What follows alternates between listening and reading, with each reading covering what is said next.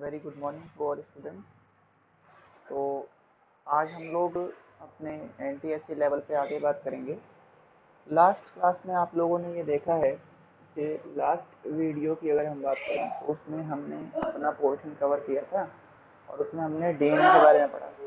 हमने डीएनए देखा कि डीएनए जो है वो किस तरीके से डीएनए का कॉम्पोजिशन है, उसके सारे एलिमेंट हमने देख लिए।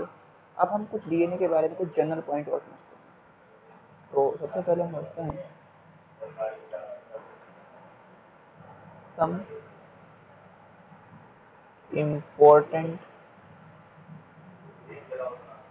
points about DNA.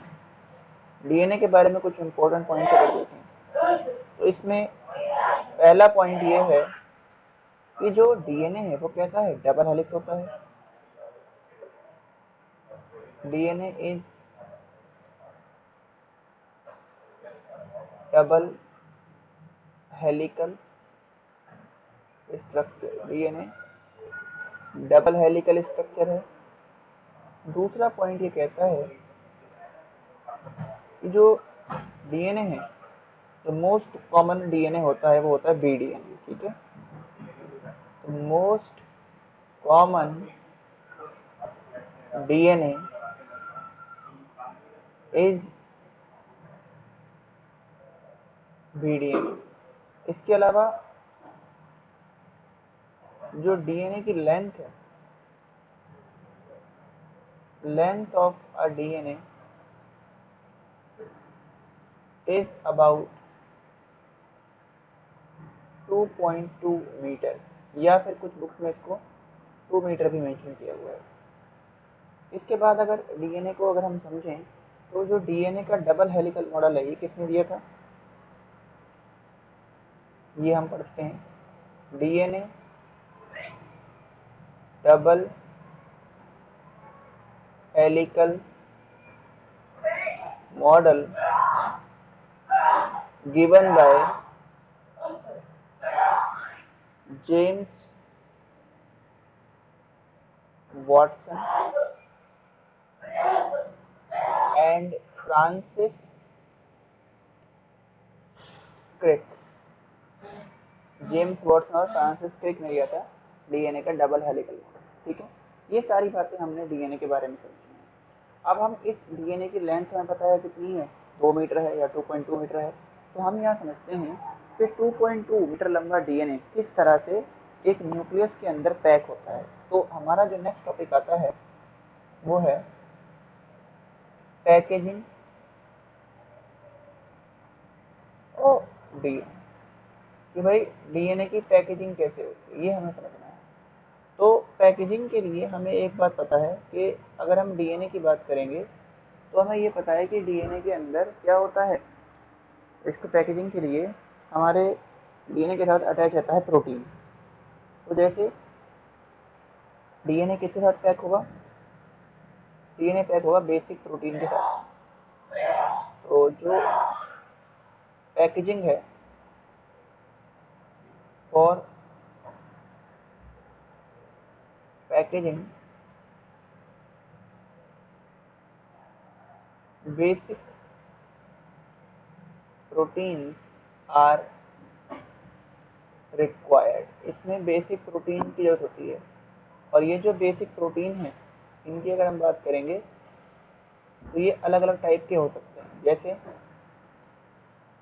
जैसे एक होता है H1, दूसरा हो गया H2A, तीसरा हो गया H3, चौथा हो गया H4 और पांचवा हो गया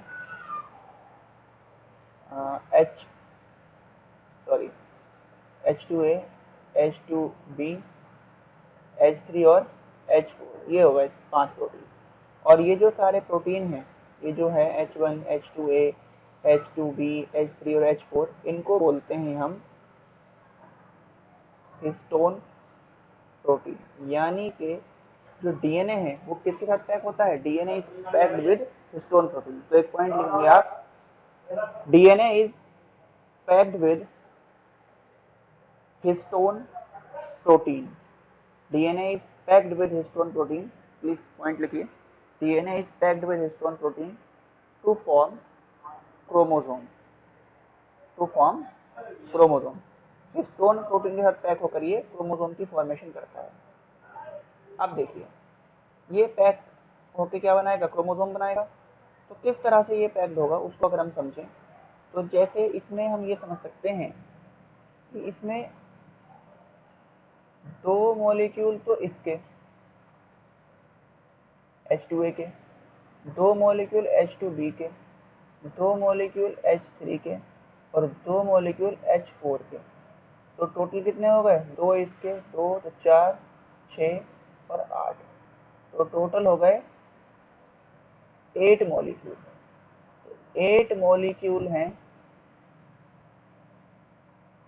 किसके हैं ये, ऑफ हिस्टोन प्रोटीन के। क्या बनाएंगे, ये एक स्ट्रक्चर बना लेंगे ऐसे। देखिए जैसे ये दो मॉलिक्यूल हो गए किसके, ये दो मॉलिक्यूल हो गए,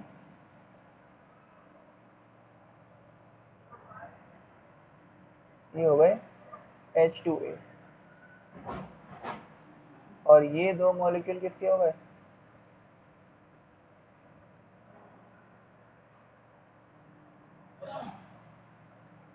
ये दो हो गए H2B के। तो ये दो मॉलिक्यूल जो हैं ये हो गए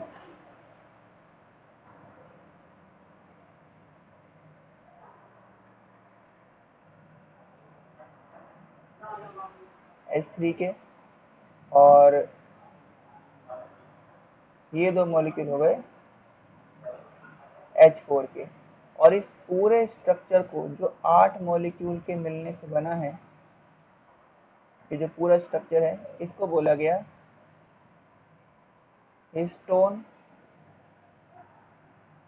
ऑक्टामर। तो क्या बन गया, इसमें हिस्टोन ऑक्टामर बना। अब देखो क्या होगा, हिस्टोन ऑक्टामर समझ में आ गया कैसे बनता है। दो मॉलिक्यूल H2 के, H2A के, दो मॉलिक्यूल H2B के, दो मॉलिक्यूल H3 के, दो मॉलिक्यूल H4 के, ये 4 हो गए, 4 दूनी 8। तो ये 8 मॉलिक्यूल मिलकर क्या बनाते हैं, हिस्टोन ऑक्टामर बनाते हैं। ठीक है, इसे नोट करिए आप। अब देखिए, अब जरा आगे बात करते हैं। तो जैसे ये हुआ आपका हिस्टोन ऑक्टामर,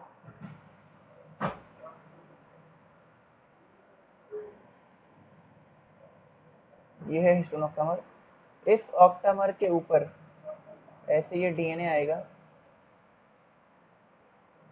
और इसके ऊपर क्या करेगा, ये कॉइल कर जाएगा इस तरीके से, डीएनए इसके ऊपर रैप करेगा। और रैप जो है एक टर्न तो कंप्लीट करेगा, दूसरा टर्न कंप्लीट नहीं करता। तो ये तो है बीच में, इसमें ये तो बीच में जो है दिख रहा है आपको, ये है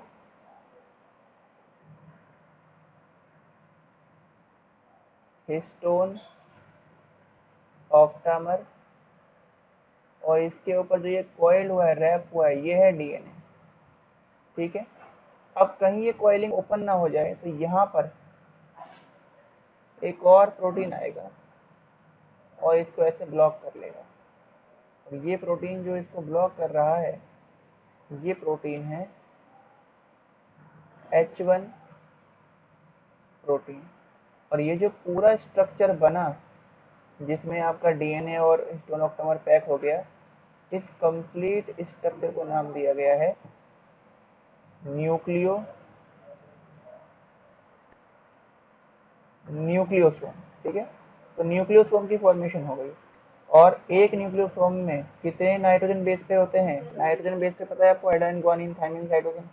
तो कितने होते हैं, it contain 200 nitrogen base pair. इसी तरह से यहाँ पर एक और ऑक्टामर रहेगा।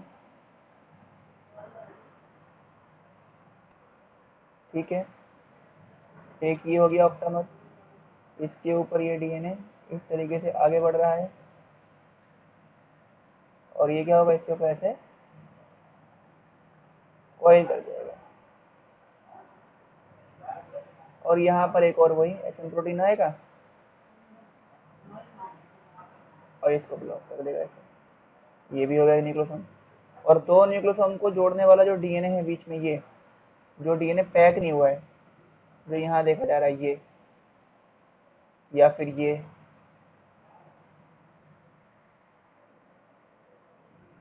इसे बोलते हैं, इस डीएनए को बोलते हैं लिंकर डीएनए। ये कहलाता है लिंकर डीएनए। तो ये भी क्या हो गया, एक और नीचे वाला जो बना, ये भी, ये भी क्या है, this is also nucleosome.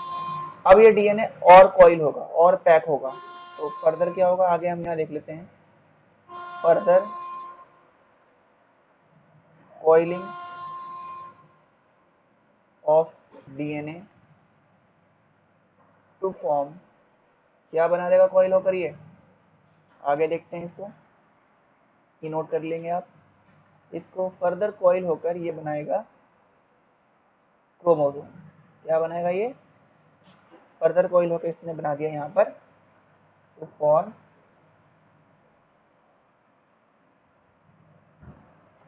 Chromosome. ये क्रोमोसोम बनाएगा। तो क्रोमोसोम को अगर देखेंगे तो किस तरह से दिखाई देगा आपको, क्रोमोसोम आपको कुछ ऐसा दिखाई देगा पैक होने के बाद।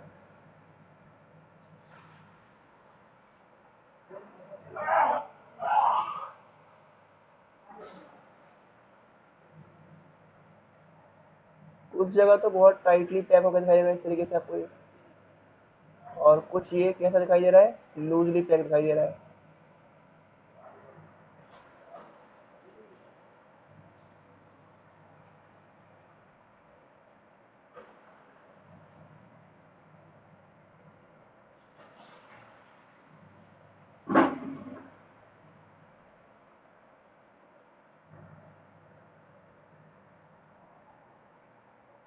तो ये बन गया आपका क्रोमोसोम। ठीक है, इस क्रोमोसोम में आपको दो पोर्शन दिखाई दे रहे हैं। इसमें जो ये टाइटली पैक्ड एरिया दिखाई दे रहा है, this is called hetero heterochromatin. ये क्या है, ये है टाइटली पैक्ड एरिया। और जो आपको लूजली पैक पोर्शन दिखाई दे रहा है, ये हो गया, ये हो गया, इसके अलावा बीच में ये भी है लूजली पैक। ये जो लूजली पैक एरिया है ये कहलाते हैं यूक्रोमेटिन। ठीक है, और जो यूक्रोमेटिन है यही क्या है, फंक्शनल पार्ट होता है डीएनए का। ये इसका फंक्शनल पार्ट है, यानी कि इसको हम जीन या सिस्ट्रॉन भी बोल सकते हैं। ये क्या करता है, ये कैरी करता है, कैरी जेनेटिक इंफॉर्मेशन। ठीक है, इतनी बात समझ में आई।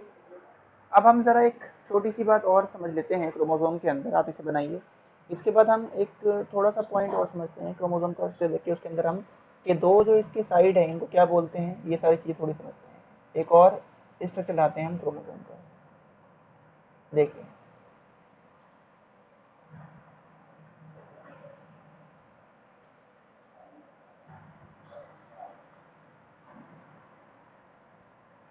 तो क्रोमोसोम का अगर एक स्ट्रक्चर और देखें तो क्रोमोसोम का स्ट्रक्चर कुछ इस तरह से भी हमें दिखाई दे सकता है, जो हम देख सकते हैं कि क्रोमोसोम में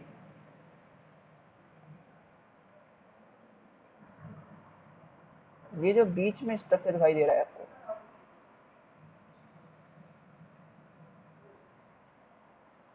इसे बोलते हैं हम लोग सेंट्रोमियर। और ये सेंट्रोमियर किसका बना हुआ है, made up of kinetochore protein का बना हुआ है। ठीक है, और इसमें एक तो ये देखा जा रहा है क्रोमेटिड,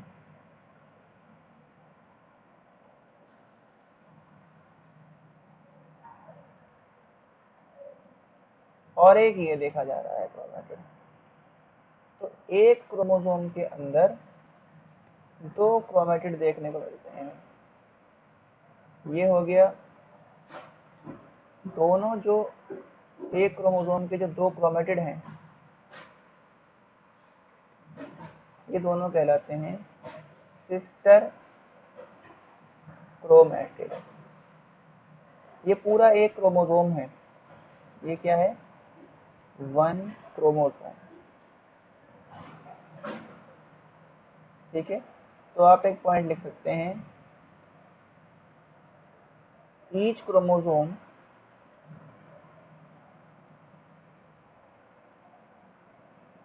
contain 2 sister chromatid और which are attached with, ये किसके साथ जुड़े हैं, with सेंट्रोमियर के साथ ये अटैच रहते हैं। अब सेंट्रोमियर के साथ अटैच है, लेकिन हमें ना एक्चुअल में हम ऐसे स्ट्रक्चर को नहीं देखते। ठीक है, हम क्या करते हैं, इस स्ट्रक्चर को और सिंपल बनाते हैं, और सिंपल फॉर्म में समझते हैं, ताकि हम इसकी दोनों आर्म को भी समझ सकें। तो अगर और सिंपल स्ट्रक्चर देखें अगर हम इसका, तो हम ऐसे देख सकते हैं कि भाई जैसे ये हो गया सेंट्रोमियर और ये हो गए क्रोमोसोम की दोनों साइड।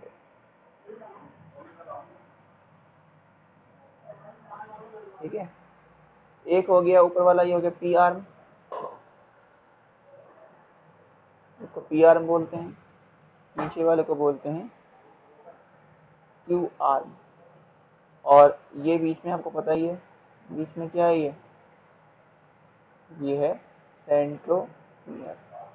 और हमें एक चीज और पता है, सेंट्रोमियर के बिहाफ पे क्रोमोसोम जो है वो डिफरेंट डिफरेंट टाइप्स के होते हैं। ठीक है, सेंट्रोमियर की पोजीशन के बिहाफ पे क्रोमोसोम अलग अलग टाइप्स के हैं, और वो कौन कौन से हो सकते हैं, एक हो सकते हैं मेटासेंट्रिक, दूसरा होता है सब मेटासेंट्रिक, तीसरा होता है एक्रोसेंट्रिक, चौथा होता है टीलोसेंट्रिक।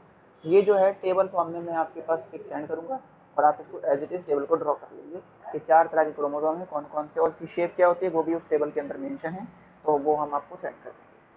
तो इसके साथ क्रोमोसोम के स्ट्रक्चर के साथ ही हमने अपना जेनेटिक्स का पोर्शन पूरा कर दिया। यानी कि आपका जो चैप्टर था जेनेटिक्स एंड इवोल्यूशन, यानी कि जो हम डाइवर्सिटी जेनेटिक्स और इवोल्यूशन के बारे में बात कर रहे थे, तो उसमें हमने जेनेटिक्स पूरा पढ़ लिया, हमने मेंडल्स के बारे में पढ़ा, हमने इसमें फिर मॉलिक्यूलर बेसिस भी कंप्लीट कर लिया, डीएनए क्रोमोसोम को भी समझ लिया। अब हम नेक्स्ट वीडियो से इवोल्यूशन को शुरू करेंगे, यानी कि अगला पार्ट शुरू करेंगे जो कि होगा इवोल्यूशन का। तो अब आपको क्या करना है, आप ये वीडियो देख के अच्छे से तैयार करके रखेंगे अपने पोर्शन को, और वीडियो लेक्चर तैयार करने के बाद जो भी डाउट होंगे वो आप मेरे पास भेजेंगे, एक टेबल में हम भेज रहे हैं वो आप तैयार करेंगे।